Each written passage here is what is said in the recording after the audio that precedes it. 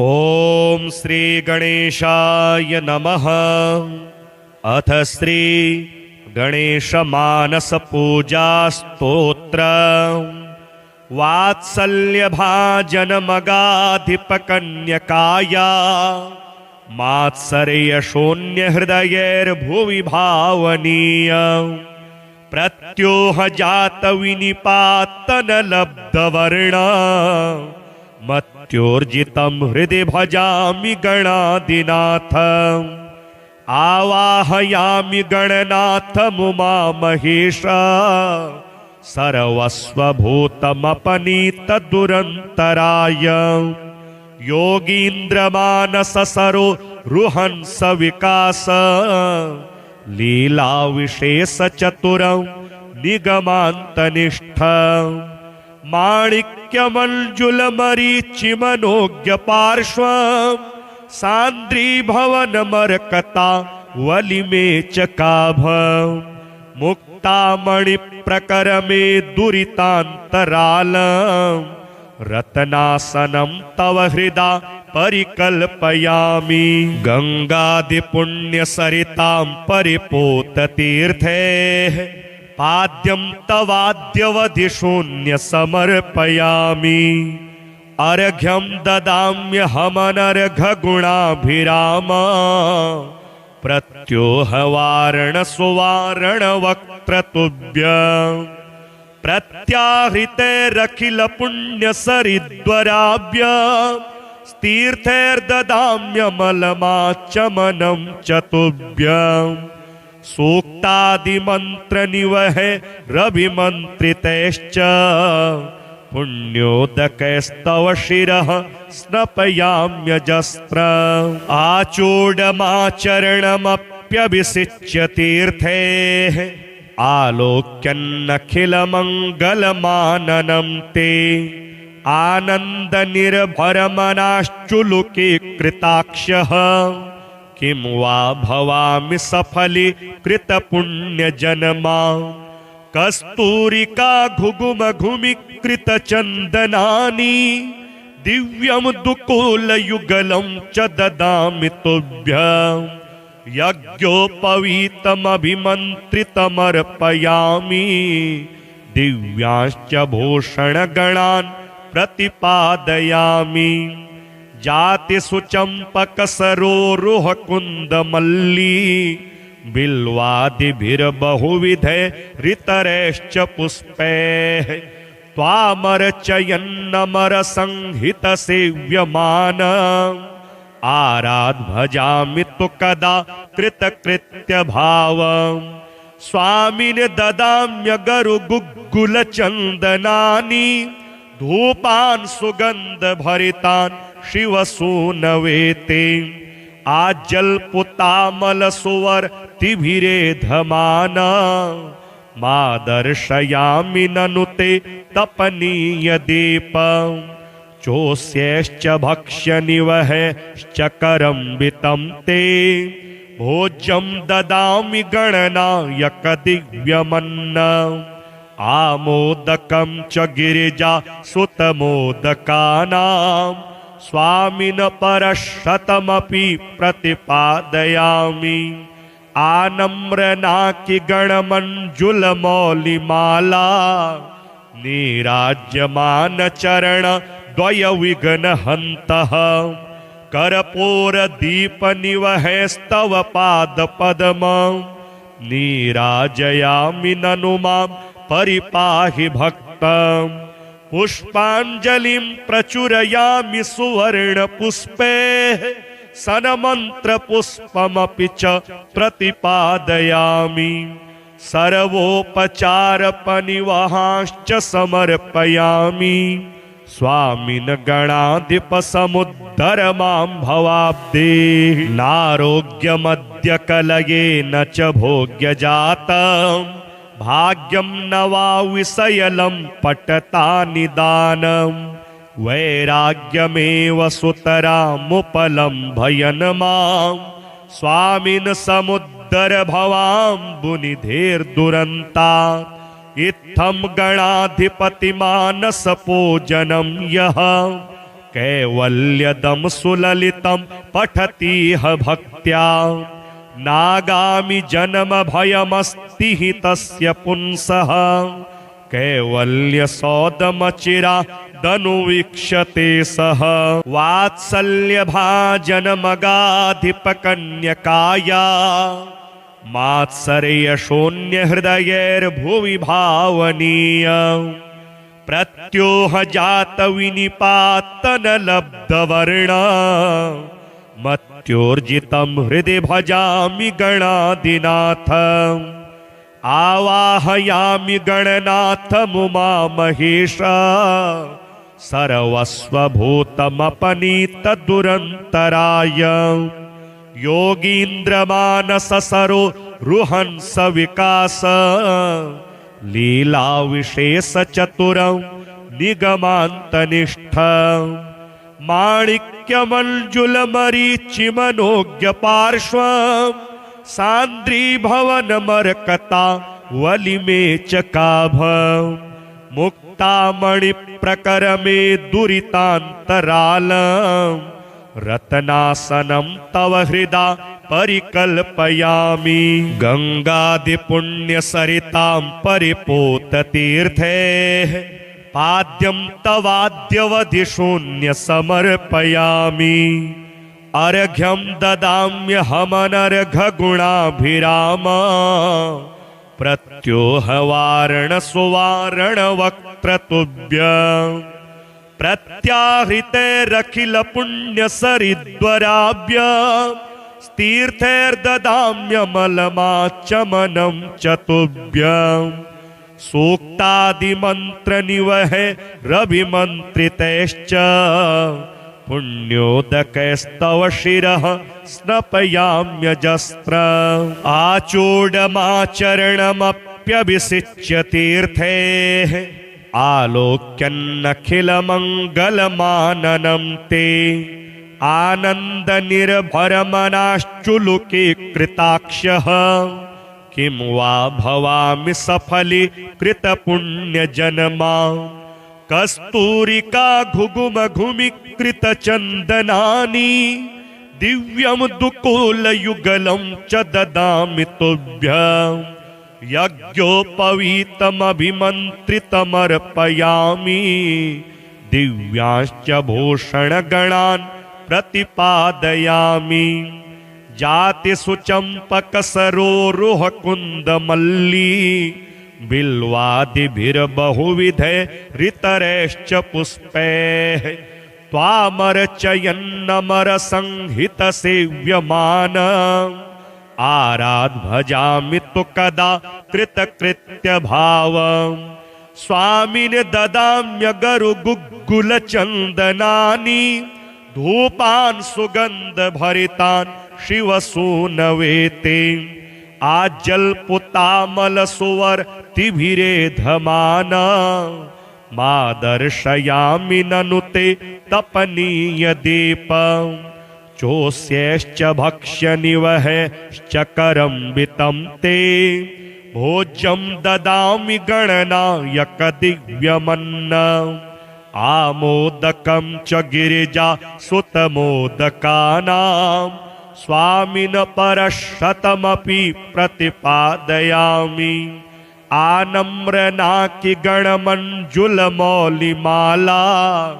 नीराज्यमान चरण द्वय विघ्नहन्तः कर्पूरदीपनिवहैस्तव पादपद्मं नीराजयामि ननु मां परिपाहि भक्तं पुष्पाञ्जलिं प्रचुरयामि सुवर्णपुष्पैः सन्मन्त्रपुष्पमपि च प्रतिपादयामि सर्वोपचारपनिवहांश्च समर्पयामि स्वामिन गणाधिपसमुद्धर मां भवाब्धे नारोग्यमद्य कलयेन च भोग्यजातं भाग्यं न वा विषयलं पटता निदानं वैराग्यमेव सुतरामुपलम्भयन् मां स्वामिन् समुद्धर भवाम्बुनिधेर्दुरन्तात् इत्थं गणाधिपतिमानसपूजनं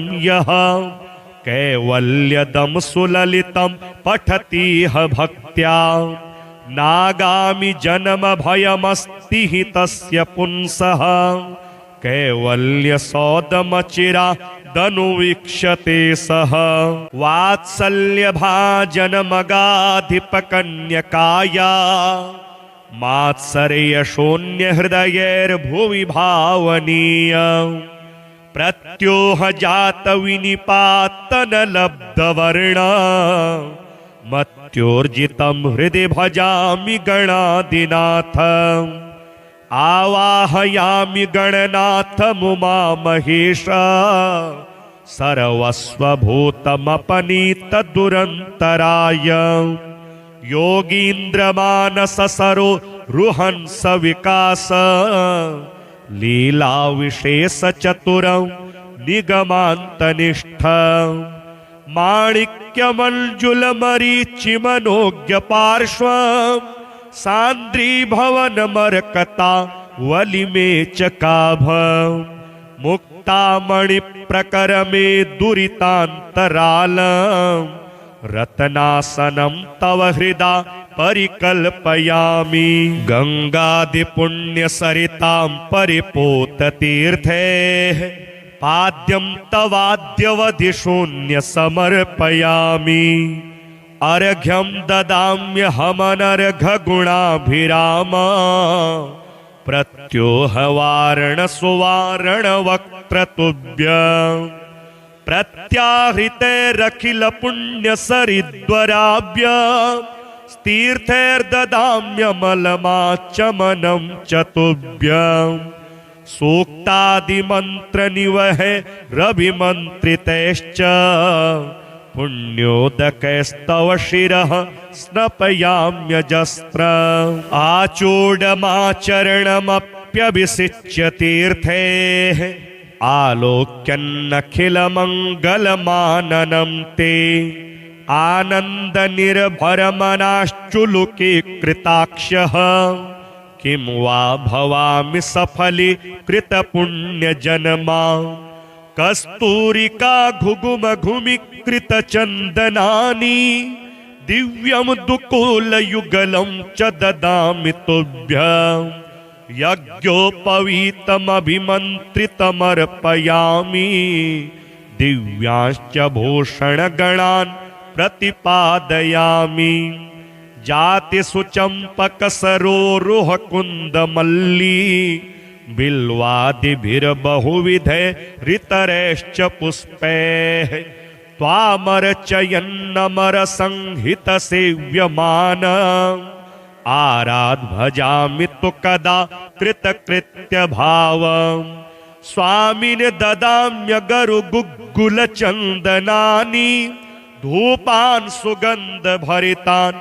शिवसूनवेते आज्जल्पुतामलसुवर्तिभिरेधमान मा दर्शयामि ननु ते तपनीयदीपं चोष्यैश्च भक्ष्यनिवहैश्च करम्बितं ते भोज्यं ददामि गणनायकदिव्यमन्नम् आमोदकं च गिरिजा सुतमोदकानां स्वामिन् परशतमपि प्रतिपादयामि आनम्रनाकि गणमञ्जुलमौलिमाला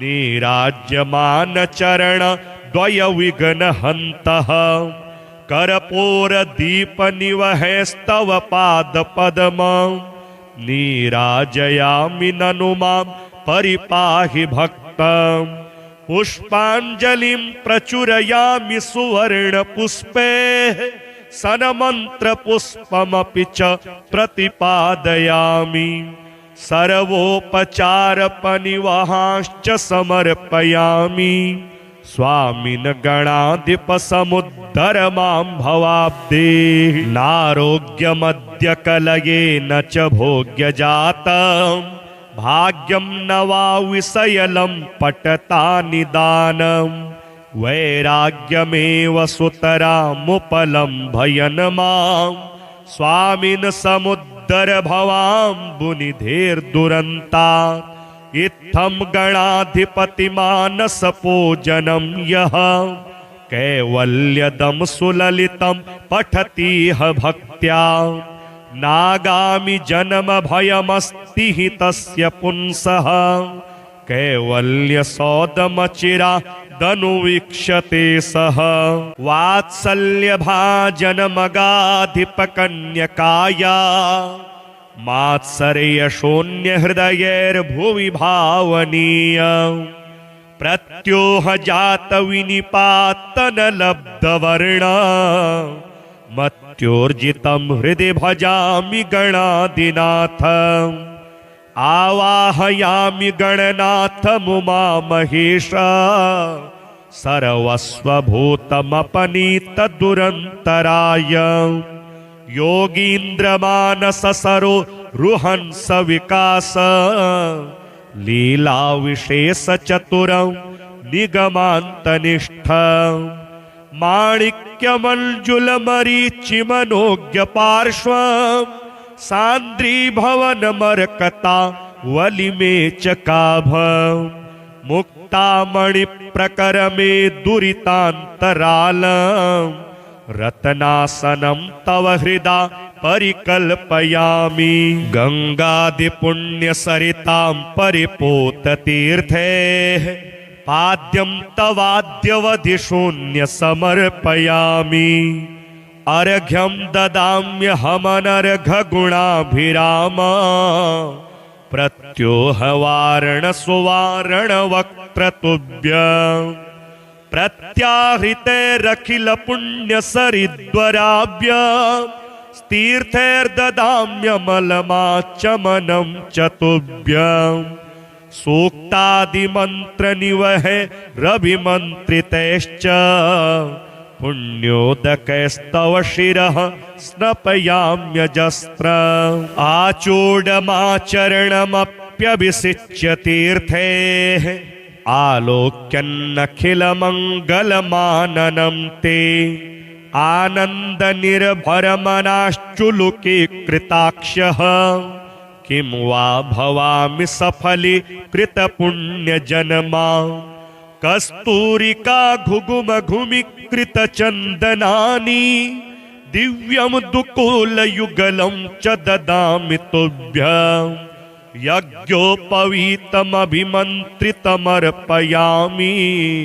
दिव्यांश्च भूषणगणान् प्रतिपादयामि जातिसुचम्पकसरोरुहकुन्दमल्ली बिल्वादिभिर्बहुविधैरितरैश्च पुष्पैः त्वामर्चयन्नमरसंहितसेव्यमान आराध भजामि तु कदा कृतकृत्यभावं स्वामिन् ददाम्यगरुगुग्गुलचन्दनानि धूपान् सुगन्धभरितान् शिवसूनवेते आज्जल्पुतामलसुवर्तिभिरेधमान मा दर्शयामि ननु ते तपनीयदीपं चोष्यैश्च भक्ष्यनिवहैश्च करम्बितं ते भोज्यं ददामि गणनायकदिव्यमन्नम्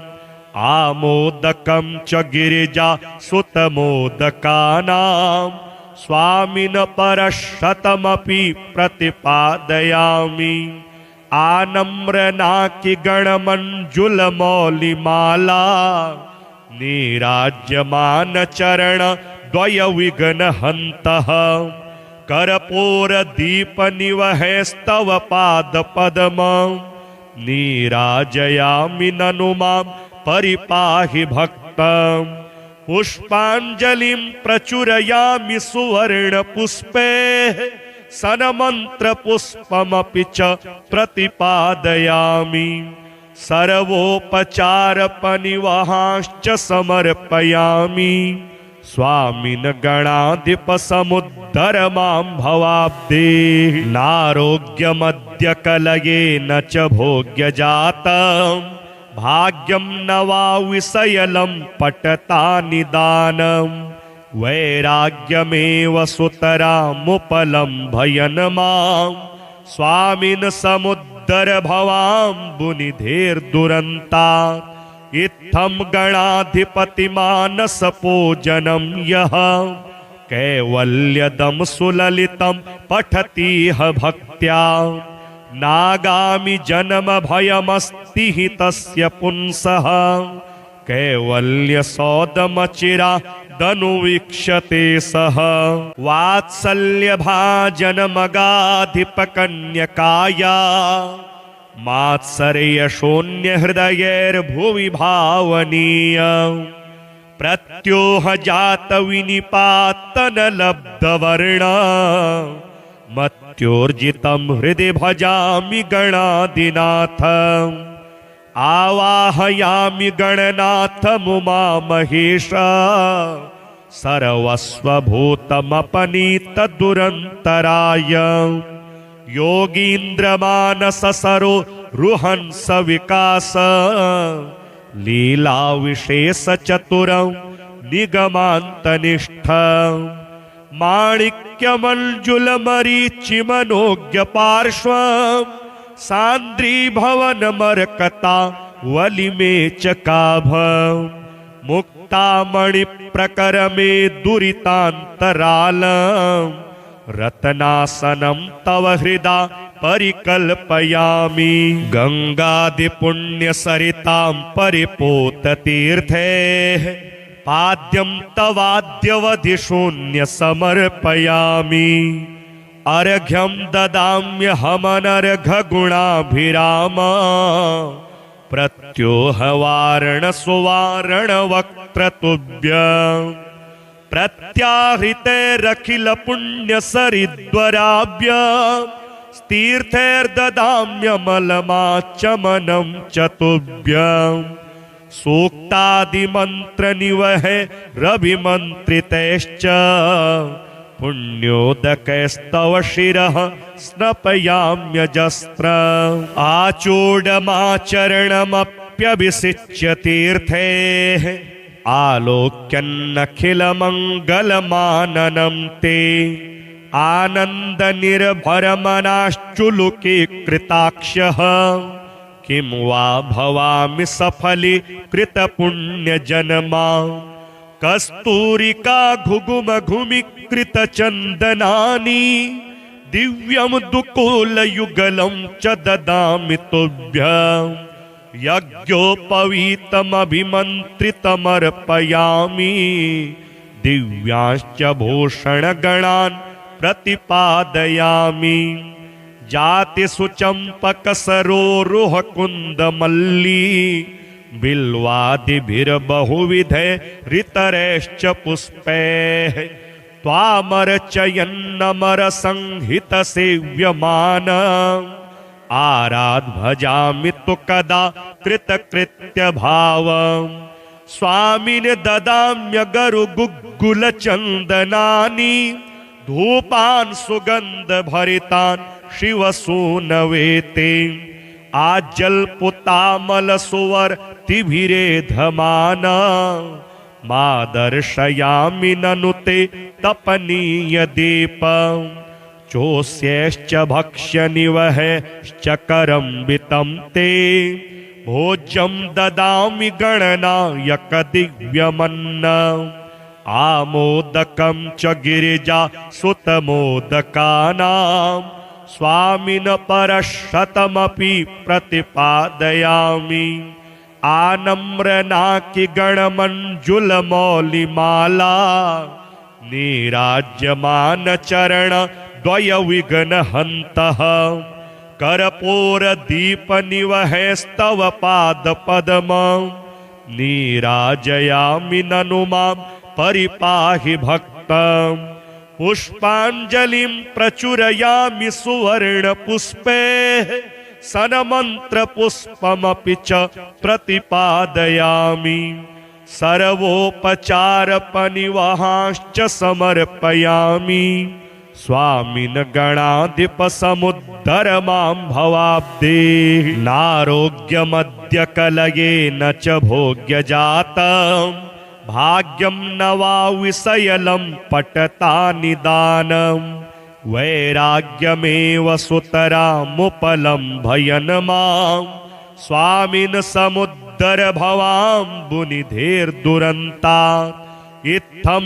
गणाधिपतिमानसपूजनं यः कैवल्यदं सुललितं पठतीह भक्त्या नागामि जन्म भयमस्ति हि तस्य पुंसः कैवल्यसौदमचिरादनुवीक्षते सः वात्सल्यभाजनमगाधिपकन्यकाया मात्सर्यशून्यहृदयैर्भुवि भावनीय प्रत्योहजातविनिपातनलब्धवर्ण मत्योर्जितं हृदि भजामि गणाधिनाथ आवाहयामि गणनाथमुमामहेश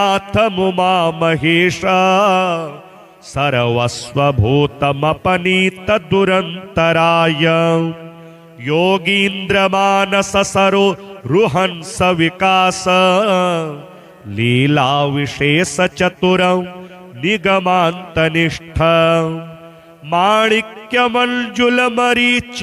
माणिक्यमञ्जुलमरीचिमनोज्ञपार्श्वं सान्द्रीभवनमरकता वलिमेचकाभं मुक्तामणिप्रकरमे दुरितान्तरालं रत्नासनं तव हृदा परिकल्पयामि गंगादिपुण्यसरितां परिपूततीर्थे पाद्यं तवाद्यवधिशून्य समर्पयामि अर्घ्यं ददाम्यहमनर्घगुणाभिराम प्रत्योहवारणसुवारणवक्त्रतुभ्यं प्रत्याहृतेरखिलपुण्यसरिद्वराभ्य तीर्थैर्ददाम्यमलमाचमनं च तुभ्यं सूक्तादिमन्त्रनिवहे रविमन्त्रितैश्च पुण्योदकैस्तव शिरः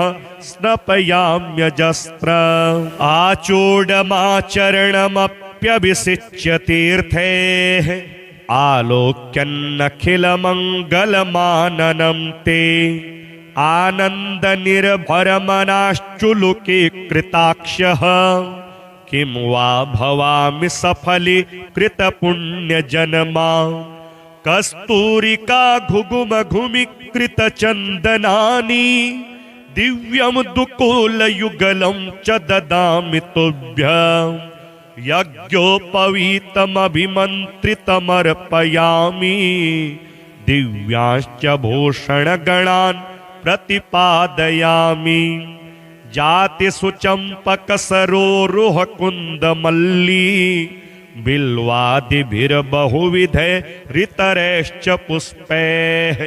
त्वामर्चयन्नमरसंहितसेव्यमान आराध भजामि तु कदा कृतकृत्यभावं स्वामिने ददाम्यगरुगुग्गुलचन्दनानि धूपान् सुगन्धभरितान् शिवसूनवेते आज्जल्पुतामलसुवर्तिभिरेधमाना मा दर्शयामि ननु ते तपनीयदीपं चोष्यैश्च भक्ष्यनिवहैश्च करम्बितं ते भोज्यं ददामि गणनायकदिव्यमन्नम् आमोदकं च गिरिजा सुतमोदकानां स्वामिन परशतमपि प्रतिपादयामि आनम्रनाकि गणमञ्जुलमौलिमाला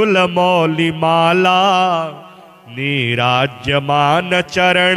द्वयविघ्नहन्तः कर्पूरदीपनिवहैस्तव पादपद्मं नीराजयामि ननु मां परिपाहि भक्तं पुष्पाञ्जलिं प्रचुरयामि सुवर्णपुष्पैः सन्मन्त्रपुष्पमपि च प्रतिपादयामि सर्वोपचारपनिवहांश्च समर्पयामि स्वामिन गणाधिपसमुद्धर मां भवाब्दे। नारोग्यमद्य कलये न च भोग्यजातं भाग्यं न वा विषयलं पटता निदानं।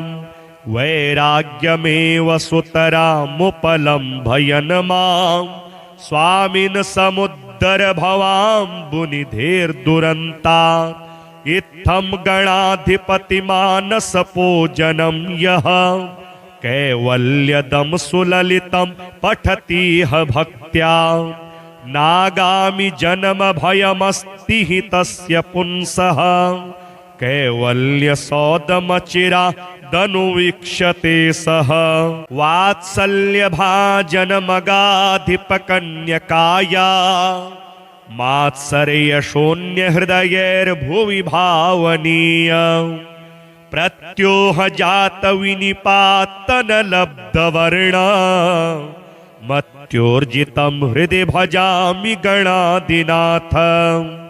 आवाहयामि गणनाथमुमामहेश सर्वस्वभूतमपनीतदुरन्तराय। योगीन्द्रमानससरो रुहंस विकास लीलाविशेषचतुरं निगमान्तनिष्ठ। माणिक्यमञ्जुलमरीचिमनोज्ञपार्श्वं सान्द्रीभवनमरकता वलिमे चकाभं। मुक्तामणिप्रकरमे दुरितान्तरालं रत्नासनं तव हृदा परिकल्पयामि। गंगादिपुण्यसरितां परिपूततीर्थैः पाद्यं तवाद्यवधिशून्य समर्पयामि। अर्घ्यं ददाम्यहमनर्घगुणाभिराम प्रत्योहवारण सुवारणवक्त्रतुभ्यं। प्रत्याहृतैरखिल पुण्यसरिद्वराभ्य तीर्थैर्ददाम्यमलमाचमनं चतुभ्यं। सूक्तादिमन्त्रनिवहैः रविमन्त्रितैश्च पुण्योदकैस्तव शिरः स्नपयाम्यजस्त्र। आचूडमाचरणमप्यभिषिच्य तीर्थैः आलोक्यन्नखिलमङ्गलमाननं ते।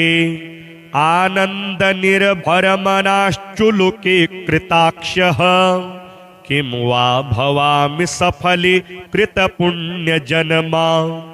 कस्तूरिका घुघुमघुमीकृतचन्दनानि दिव्यं दुकूलयुगलं च ददामि तुभ्यं।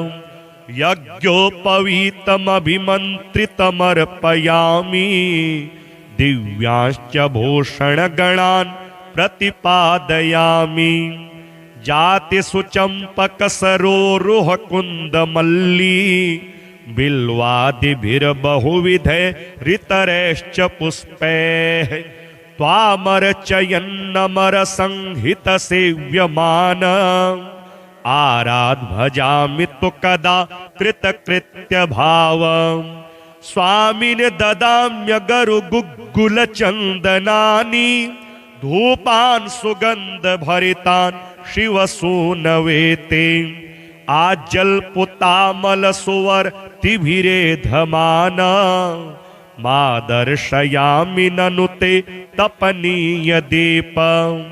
चोष्यैश्च भक्ष्यनिवहैश्च करम्बितं ते भोज्यं ददामि गणनायकदिव्यमन्नम्।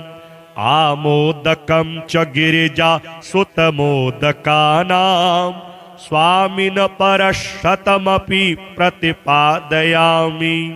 आनम्रनाकि गणमञ्जुलमौलिमाला नीराज्यमान चरण द्वयविघ्नहन्तः।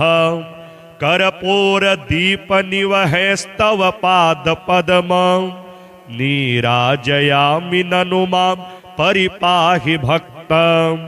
पुष्पाञ्जलिं प्रचुरयामि सुवर्णपुष्पैः सन्मन्त्रपुष्पमपि च प्रतिपादयामि।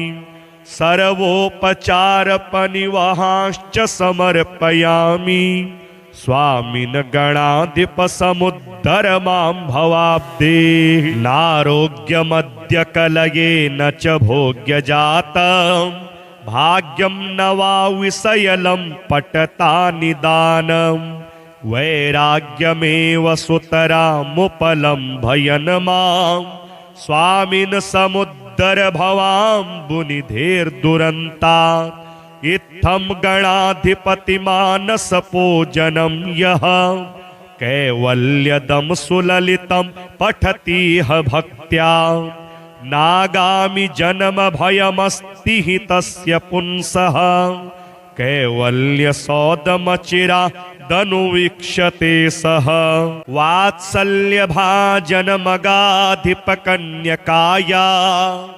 मात्सर्यशून्यहृदयैर्भुवि भावनीय प्रत्योहजातविनिपातनलब्धवर्ण मत्योर्जितं हृदि भजामि गणाधिनाथ आवाहयामि गणनाथमुमामहेश सर्वस्वभूतमपनीतदुरन्तराय योगीन्द्रमानससरो रुहंस विकास लीला विशेष चतुरं निगमान्तनिष्ठ माणिक्यमञ्जुलमरीचिमनोज्ञ पार्श्व सान्द्रीभवनमर्कता वलिमे चकाभ मुक्तामणिप्रकरमे दुरितान्तरालम् रत्नासनं तव हृदा परिकल्पयामि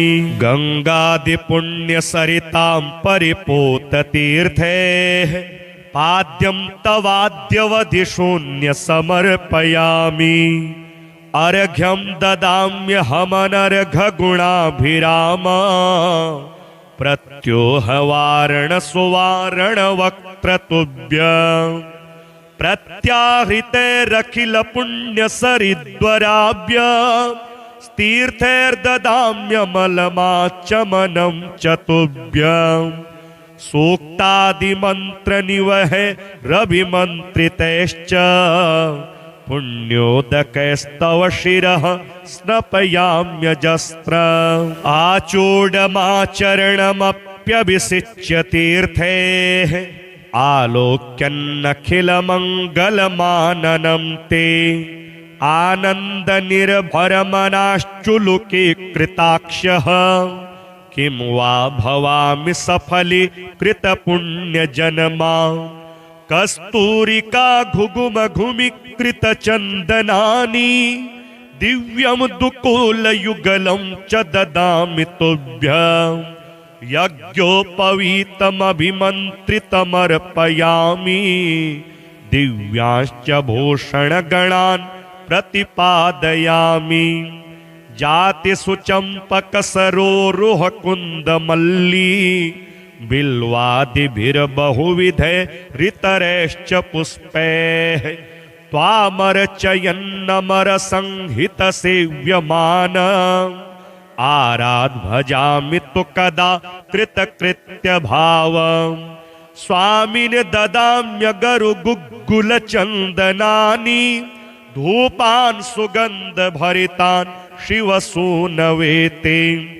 आज्जल्पुतामलसुवर्तिभिरेधमाना मा दर्शयामि ननु ते तपनीयदीपम् चोष्यैश्च भक्ष्यनिवहैश्चकरम्बितं ते भोज्यं ददामि गणनायकदिव्यमन्नम् आमोदकं च गिरिजा सुतमोदकानां स्वामिन् परशतमपि प्रतिपादयामि आनम्रनाकिगणमञ्जुलमौलिमाला नीराज्यमानचरण द्वयविघ्नहन्तः कर्पूरदीपनिवहैस्तव पादपद्मं नीराजयामि ननु मां परिपाहि भक्तं पुष्पाञ्जलिं प्रचुरयामि सुवर्णपुष्पैः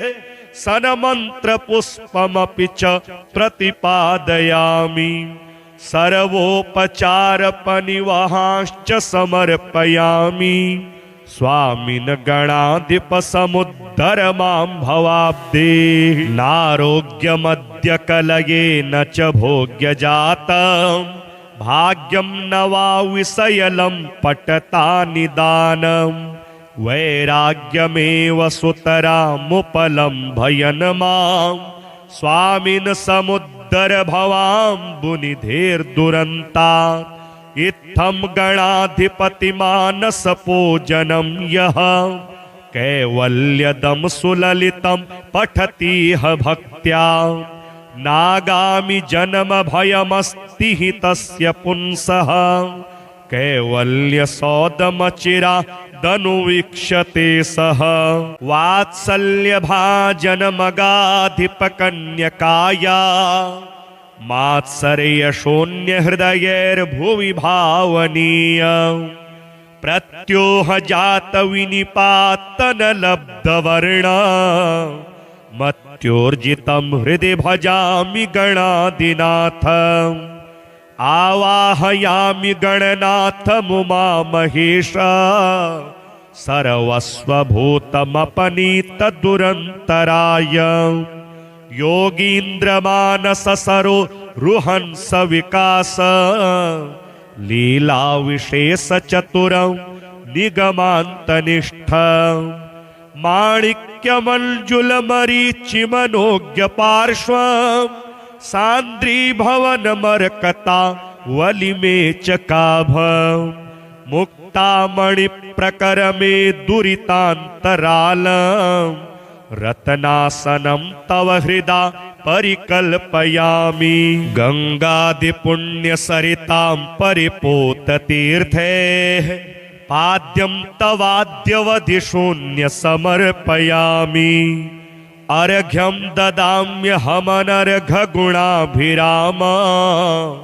प्रत्योहवारण सुवारणवक्त्रतुभ्यं। प्रत्याहृतैरखिल पुण्यसरिद्वराभ्य। तीर्थैर्ददाम्यमलमाचमनं च तुभ्यं। सूक्तादिमन्त्रनिवहे रविमन्त्रितैश्च। पुण्योदकैस्तव शिरः स्नपयाम्यजस्त्र। आचूडमाचरणमप्यभिषिच्य तीर्थैः। आलोक्यन्नखिलमङ्गलमाननं ते। आनन्दनिर्भरमनाश्चुलुके कृताक्षः। किं वा भवामि सफलीकृतपुण्यजन्मा। कस्तूरिका घुघुमघुमीकृतचन्दनानि।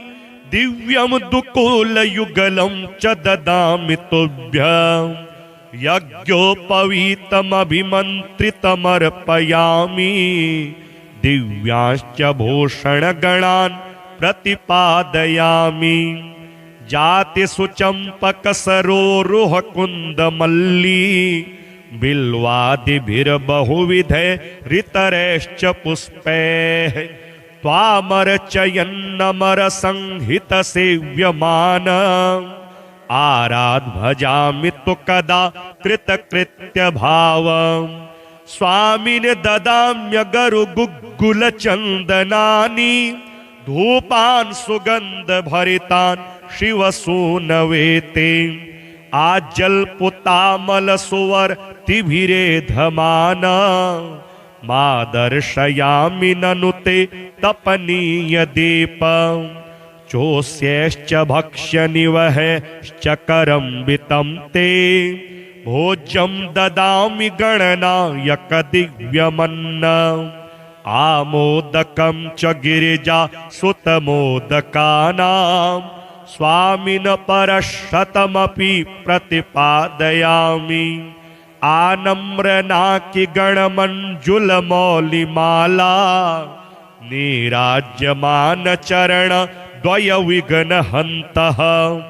कर्पूरदीपनिवहैस्तव पादपद्मं। नीराजयामि ननु मां परिपाहि भक्तं। पुष्पाञ्जलिं प्रचुरयामि सुवर्णपुष्पे सन्मन्त्रपुष्पमपि च प्रतिपादयामि सर्वोपचारपनिवहांश्च समर्पयामि स्वामिन् गणाधिपसमुद्धर मां भवाब्धे नारोग्यमद्य कलयेन च भोग्यजातं भाग्यं न वा विषयलं पटता निदानं वैराग्यमेव सुतरामुपलं भयन् मां स्वामिन् समुद्धर भवाम्बुनिधेर्दुरन्ता इत्थं गणाधिपतिमानसपूजनं यः कैवल्यदं सुललितं पठतीह भक्त्या नागामि जन्म भयमस्ति हि तस्य पुंसः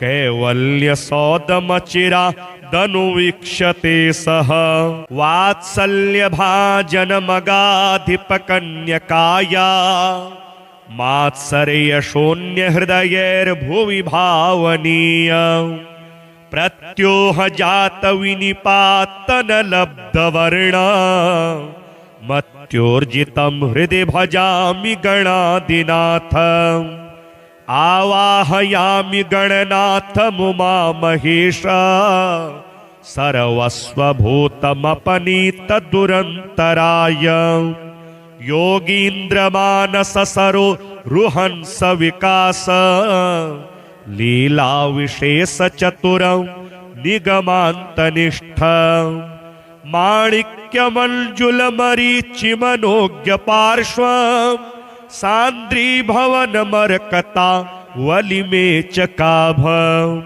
मुक्तामणिप्रकरमे दुरितान्तरालम् रत्नासनं तव हृदा परिकल्पयामि गंगादिपुण्यसरितां परिपूततीर्थे पाद्यं तवाद्यवधिशून्य समर्पयामि अर्घ्यं ददाम्यहमनर्घगुणाभिराम प्रत्योहवारण सुवारण वक्त्रतुभ्यम् प्रत्याहृतेरखिल पुण्य सरिद्वराभ्य तीर्थैर्ददाम्यमलमाचमनं चतुभ्यं सूक्तादिमन्त्र निवहे रविमन्त्रितैश्च पुण्योदकैस्तव शिरः स्नपयाम्यजस्त्र आचूडमाचरणमप्यभिषिच्य तीर्थैः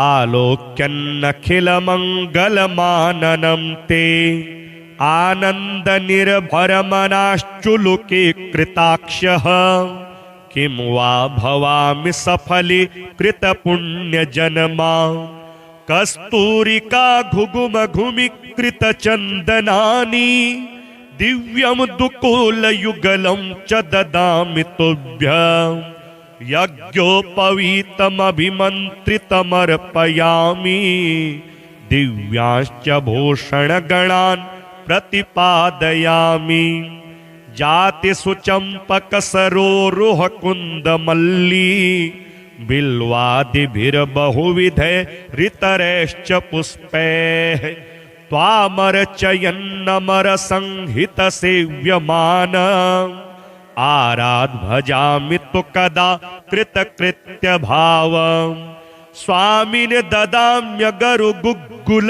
चन्दनानि धूपान् सुगन्ध भरितान् शिवसूनवेते आज्जल्पुतामल सुवर्तिभिरेधमान मा दर्शयामि ननु ते तपनीय दीपम् चोष्यैश्च भक्ष्यनिवहैश्च करम्बितं ते भोज्यं ददामि गणनायक दिव्यमन्नम् आमोदकं च गिरिजा सुतमोदकानां स्वामिन् परशतमपि प्रतिपादयामि आनम्रनाकि गणमञ्जुलमौलिमाला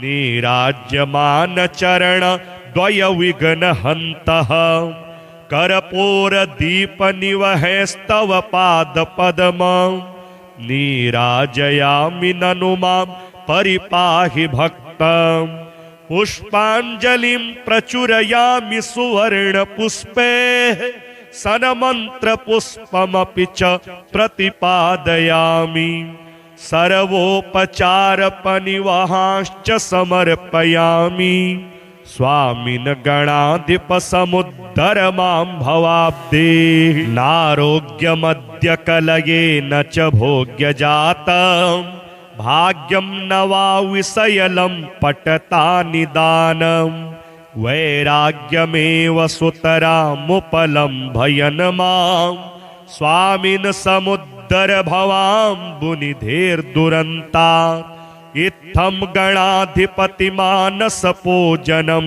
यः कैवल्यदं सुललितं पठतीह भक्त्या नागामि जन्म भयमस्ति हि तस्य पुंसः कैवल्यसौदमचिरादनुवीक्षते सः वात्सल्यभाजनमगाधिपकन्यकाया मात्सर्यशून्यहृदयैर्भुवि भावनीय प्रत्योह जात विनिपातनलब्धवर्ण मत्योर्जितं हृदि भजामि गणाधिनाथ आवाहयामि गणनाथमुमामहेश सर्वस्वभूतमपनीतदुरन्तराय योगीन्द्रमानससरो रुहंस विकास लीलाविशेषचतुरं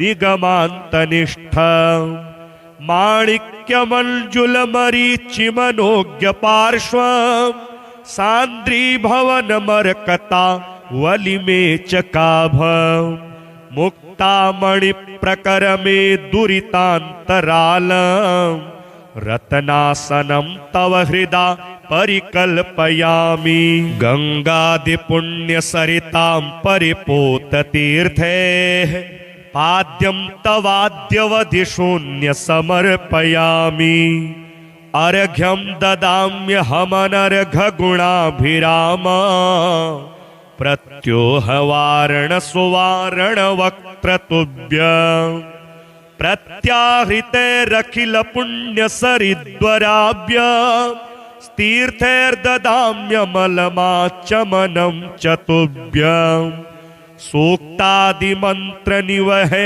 रविमन्त्रितैश्च पुण्योदकैस्तव शिरः स्नपयाम्यजस्त्र आचूडमाचरणमप्यभिषिच्य तीर्थैः आलोक्यन्नखिलमङ्गलमाननं ते आनन्दनिर्भरमनाश्चुलुकीकृताक्षः किं वा भवामि सफलीकृतपुण्यजन्मा कस्तूरिका घुघुमघुमीकृतचन्दनानि दिव्यं दुकूलयुगलं च ददामि तुभ्यं यज्ञोपवीतमभिमन्त्रितमर्पयामि दिव्यांश्च भूषणगणान् प्रतिपादयामि जातिसुचम्पकसरोरुहकुन्दमल्ली बिल्वादिभिर्बहुविधैरितरैश्च पुष्पैः त्वामर्चयन्नमरसंहितसेव्यमान आराध भजामि तु कदा कृतकृत्यभावम् स्वामिन् ददाम्यगरुगुग्गुलचन्दनानि धूपान् सुगन्धभरितान् शिवसूनवेते आजल्पुतामलसुवर्तिभिरेधमान मा दर्शयामि ननु ते तपनीयदीपं चोष्यैश्च भक्ष्यनिवहैश्च करम्बितं ते भोज्यं ददामि गणनायकदिव्यमन्नम् आमोदकं च गिरिजा सुतमोदकानां स्वामिन् परशतमपि प्रतिपादयामि आनम्रनाकि गणमञ्जुलमौलिमाला नीराज्यमान चरण द्वय विघ्नहन्तः कर्पूरदीपनिवहैस्तव पादपद्मं नीराजयामि ननु मां परिपाहि भक्तं पुष्पाञ्जलिं प्रचुरयामि सुवर्णपुष्पे सन्मन्त्रपुष्पमपि च प्रतिपादयामि सर्वोपचारपनिवहांश्च समर्पयामि स्वामिन् गणाधिपसमुद्धर मां भवाब्धे नारोग्यमद्य कलयेन च भोग्यजातं भाग्यं न वा विषयलं पटता निदानं वैराग्यमेव सुतरामुपलम्भयन् मां स्वामिन् समुद्धर भवाम्बुनिधेर्दुरन्तात् इत्थं